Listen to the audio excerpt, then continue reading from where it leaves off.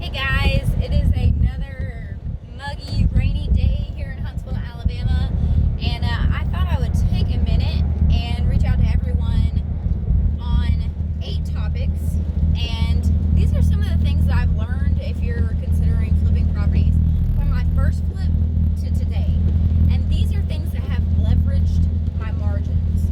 I'm headed to some of my short-term rentals right now to check them out, so you guys might get to see a few of my properties, but the 8 nuggets of information are on the topics of buying right, how to reverse engineer labor costs, how to keep contractors on schedule, staging, delivery versus picking stuff up from supply houses, looking for something that I call icing properties, first right of refusal, and then appraisals.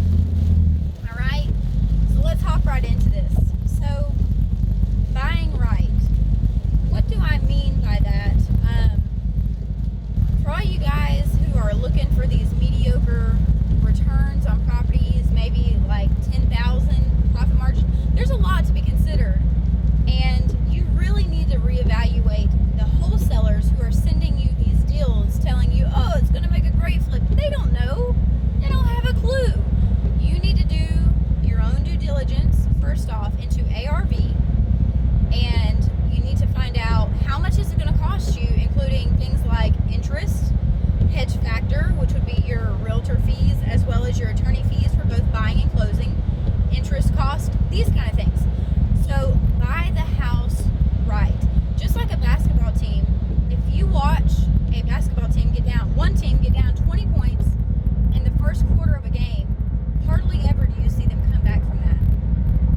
And because of that, the same is true in real estate. If you buy wrong whenever you first collect a property, then a lot of times you've lost from the beginning. So tip number 1, buy right. Number 2, reverse engineering labor cost. Sorry, I'm trying to pick what exit I'm going down.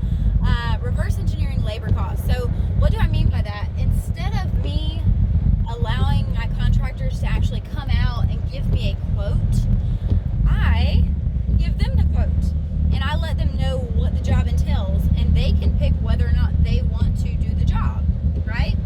So this ensures that I stay on budget. And as a woman, I noticed that I was getting milked every single time that I called in contractors to give me a quote, and it wasn't cool. And so that's how I came up with this, which is super simple. I would actually write an ad on Craigslist, tell them the description of the work to be done, and then tell them how much I was willing to pay for those jobs, and someone will reach out to me. So reverse engineer labor cost. Number 3, keeping your contracts on schedule. I just watched a lady fall down, bless her heart. Keeping contractors on schedule. How do you do this? Okay, so most contractors arrive, you get the job description, you get the amount of money to be spent nailed down. Let's see if I can turn down these windshield wipers for you. And they always tell you, oh, we'll have this done in a week or 2 weeks. And if you say, okay, well, how about for every day over 7 days that you don't finish, we are going to deduct $150 from your end price. Really, really quick, you will notice that they backtrack. They're like, whoa, well, it might take me 3 weeks, it might take me 2 weeks, and all you're looking for is for them not to be lying to you. You want to know a true timeline, and whenever you put those kind of restrictions that for every day that they're not finished past 14 days, if they say 2 weeks, you are going to deduct funds from their total payout. They will quickly give you the true finishing date. All right, so let's keep contractors on schedule. With that being said, another little bitty tip is to try to layer your contractors all at the same time, so you have multiple working in one property. All right, number 4, let's do deliveries. So my very first flip, I made a million trips to Lowe's and Home Depot. Now that I think about it, it's absolutely ridiculous. Every little thing I was going back and forth. Now, because I'm a little bit more familiar with contracting and with property trades. So if there's like 8 trades, let's say it's masonry, electrical, plumbing, drywall, including hanging and finishing, and siding. If all these guys are coming in, every time that a new trade is coming to the property, I'll place one order and have it all delivered, and they will drop it off. And if you order things like that from, let's use drywall for an example, from a supply house, they are actually going to bring those supplies inside for you. They're going to carry the drywall in, which is a huge undertaking, and to have all that finished immediately is fabulous. I'm going to turn this around real quick and show you one of my houses. Yeah, the grass don't need to be mowed. That's really what I was checking. So let's get back to it. So yeah, try to place as much of your orders on delivery. I know it costs like $70 one time. It's going to save you a world of headache, and it's going to keep your contractors from having to run back and forth and them charge you for that time. So something to think about. Staging. I think this is number 5, staging. I took 3 properties back in like 2017, I believe, where I had an appraisal beforehand, before staging. And then I had another appraisal with a different company done after staging.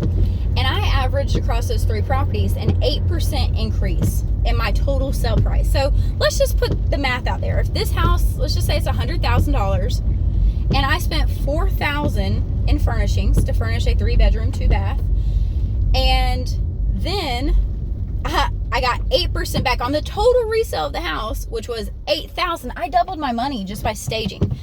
Not only did I create sellability with the photos, it created flow for the people who were actually walking through during the showings, and you can actually get that kind of stuff financed at no big deal, and you can pay off the financing towards the end of the gig. So I'm a huge advocate of staging your house. Staging does sell homes, okay? So definitely something to think about. And if you want to reach out to me, I've got a list of like online sources and little honey holes that I go to for all my staging materials. A lot of you guys have complimented me, and you know, I have beautiful, sweet friends who brag on me about all my houses, so I love that. But let's talk about the 6th thing, icing properties. All right. So inside my team, like with Carly, my assistant, and a couple other my bird dogs and wholesalers, we look for properties which we're calling icing properties, okay? These are ones, let's say the house is on one house on 1 acre, but there's 2 legal easements, 2 roads on either side of the property, and the house is hugging one side. We can subdivide that house, fix the house, renovate it, sell that off, and then actually take the property and sell it separately. So we just made icing on top of the original flip, on top of the original deal, because we found a house with 2 legal easements, 2 roads touching either side of the house or either side of the property. So that's one example. Another example would be creating equity in a house after you buy it. And I know that's the idea of flipping, but I'm gonna say it a little bit differently.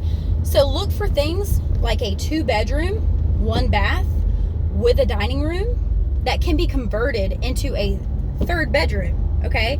So you're looking for houses with that dining room that can become a conversion room into a 3-bedroom, 1 bath. You just built $20,000 plus in equity right there.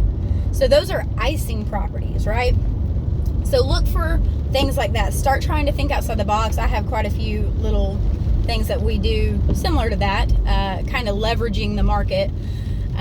Number 7, first right of refusal. Had I only known this in the beginning, I would get back so many beautiful properties, but here we are. Now I put a first right of refusal whenever I sell one of my houses that's flipped.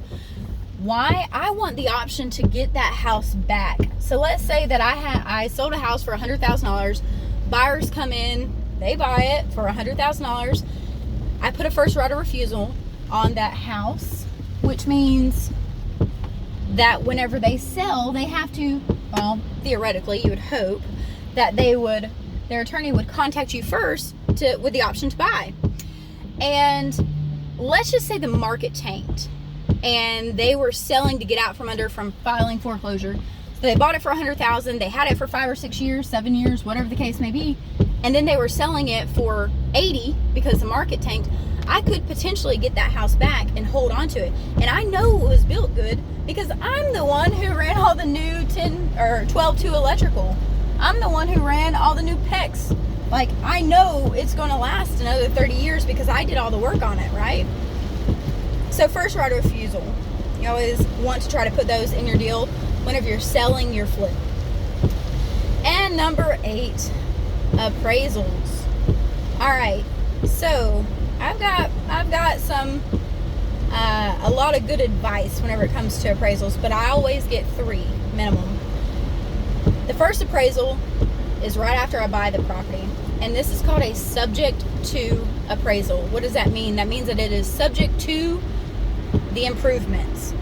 So whenever I walk through there and it's dog ugly, a lot of times it's gutted or it's terrible, I will explain to the appraisers, hey, it's going to have hardwood floors, Brazilian granite, marble vanity tops. You know, I'll explain all these niceties that the house will have that it doesn't. And I ask them, how much is it going to be worth whenever I get all this finished, you know? And they'll give me a price per square footage. Well, now I have a target price that I know is legitimate, that the current market at that time can uphold. Okay, now let's speed up a few months. I finished the property. I'm going to, before I list it, I get a second appraisal. Appraisals are only like between $300 and $450. It depends on who you go to and how many times you've went to them. I get mine a little bit cheaper now, but second appraisal is before you list. A lot of times I have almost shot myself in the foot over $300 by thinking, oh, I don't need an appraisal, I know the market value. And I've done that on up to a loss of $20,000 where I would have listed the property $20,000 cheaper. So get a second appraisal, and this allows you to confirm what the first appraisal said after you finish all the renovations, okay? You can also leverage your appraisal before you get a buyer, because a buyer is going to go to a bank, and the bank is going to send out their own private appraiser or an in-house third-party appraisal company, and that company is going to try to buy only according to the bank standards. Like, the bank sends them out there and says, hey, we are just looking for it to have this number, and that may not be the number that your buyer's approved for. So you can always leverage the appraisal that you got. Why? Because an appraisal company, the banking appraisal company, is not going to let their competitor be that far away from them. They're going to be close in their numbers. So I do have my own techniques for that, but I always get 3 appraisals per flip. So those are my 8 nuggets. I think I've held up enough of your time. We're at like 12 minutes and some change, 13 minutes actually. And yeah, I'm about to arrive at another house, and so I will holler at you guys later. If you need anything, feel free to hit me up. My Gmail account is home, HOME, resurrection, RESURRECTION @gmail.com. Alisha Merriman, home resurrection @gmail.com. I will holler at you later. Bye.